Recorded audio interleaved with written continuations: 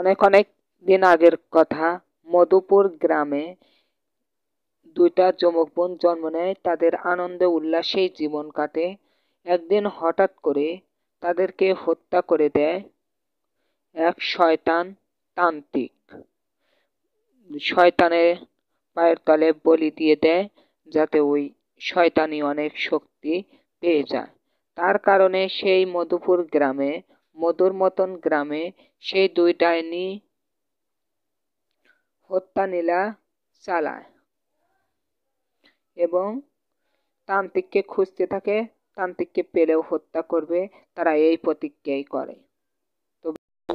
আজ থেকে অনেক অনেক দিন আগে আমি দুইটা যমজ বোনকে হত্যা করেছিলাম। শয়তানের পায়ের তলে তাদের বলি দিয়েছিলাম।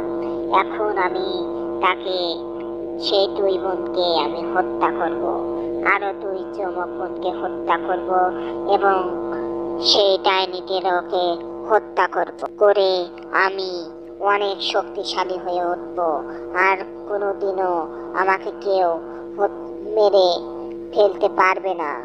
আমি চির অমর হয়ে থাকব।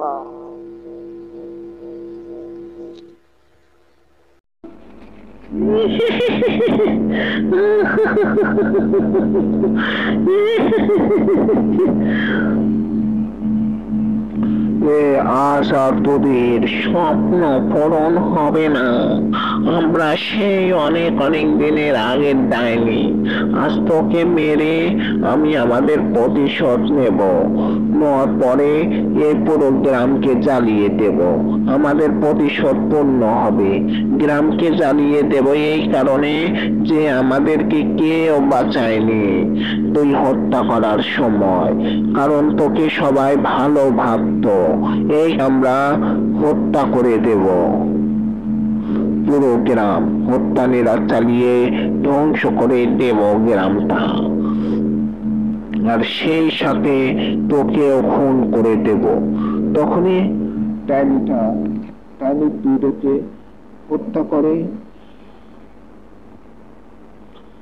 দুটোকে হত্যা করে, আর ওরাও তান্ত্রিকও মারা যায়। তারপর মধুপুর গ্রামে আসে শান্তি, অনেক অনেক শান্তি।